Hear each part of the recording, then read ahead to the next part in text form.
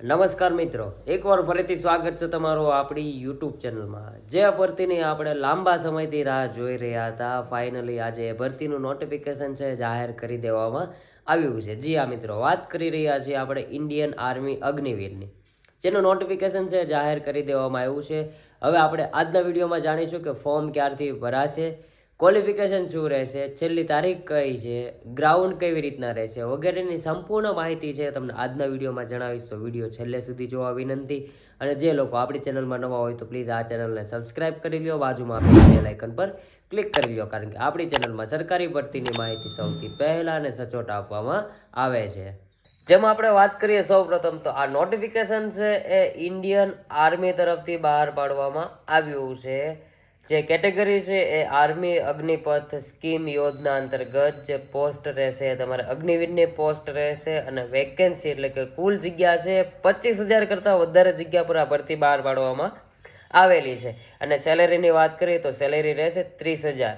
અને જે પેટર્ન આવે છે સેલેરીની એ અગ્નિવીર સ્કીમ મુજબ આપવામાં આવશે.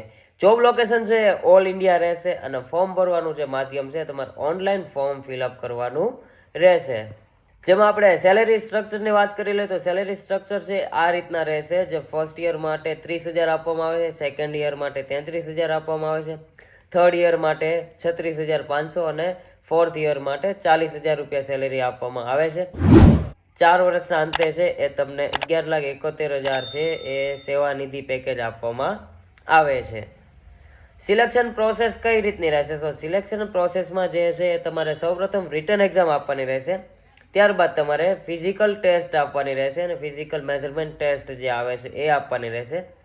ત્યારબાદ જે તે ટ્રેડમાં તમે જો એપ્લાય કરો છો તો એ ટ્રેડ રિલેટેડ જે પોસ્ટ આવતી છે એની ટેસ્ટ આપવાની રહેશે. ત્યારબાદ ડોક્યુમેન્ટ વેરિફિકેશન રહેશે અને લાસ્ટમાં મેડિકલ એક્ઝામિનેશન રહેશે. આના આધારે છે તમારું સિલેક્શન કરવામાં. હવે આપણે ફોર્મ ભરવાની તારીખની વાત કરી લઈએ તો ફોર્મ ભરવાની જે તારીખ છે એ 13 ફેબ્રુઆરી 2026થી ફોર્મ ભરવાના શરૂ થઈ ગયા છે. જેની છેલ્લી તારીખ છે એ 1 એપ્રિલ 2026 સુધીમાં તમારે ઓનલાઈન ફોર્મ ફિલઅપ કરવાના રહેશે.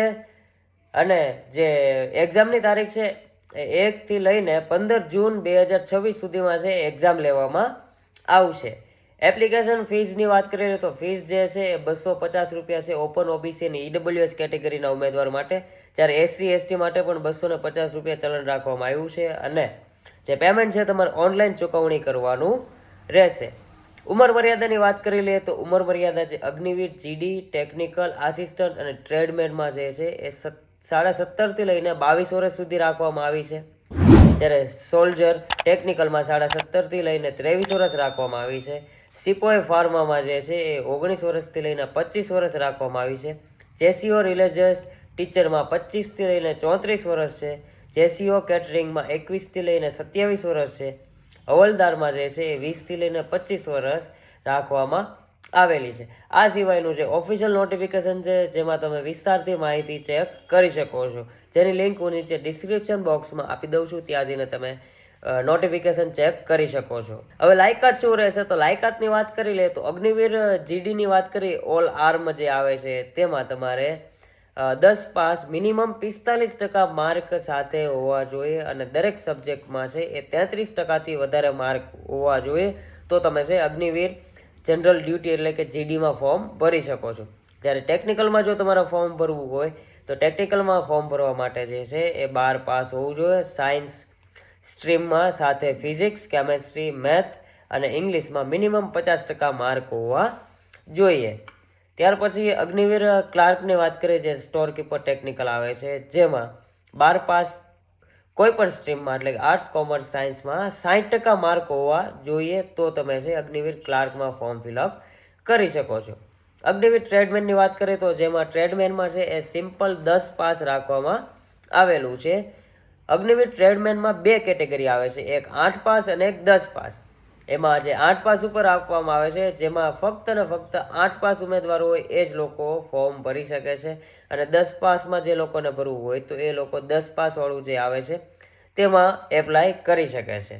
તો મિત્રો, ઇન્ડિયન આર્મી તરફથી જે ભરતીનું નોટિફિકેશન જાહેર કરવામાં આવ્યું છે અગ્નિવીર જીડીનું, એની સંપૂર્ણ માહિતી મેં અહીંયા તમને જણાવી દીધી છે. તો આ ભરતીને લઈને કંઈ પણ પ્રશ્ન હોય તો મને નીચે કમેન્ટ કરો, જેથી કરીને તમારી સમસ્યાનું સમાધાન કરી શકું. અને આવા જ પ્રકારની સરકારી ભરતીની માહિતી મેળવવા માટે જલ્દીથી અમારી ચેનલને સબસ્ક્રાઇબ કરી લો, બાજુમાં આપેલા બેલ આઇકન પર ક્લિક કરી લો, જેથી જ્યારે હું પણ નવો વિડીયો અપલોડ કરું તો નોટિફિકેશન સૌથી પહેલાં તમને મળે. એ સાથે મળીએ નેક્સ્ટ વિડીયોમાં. જય હિન્દ, જય ભારત.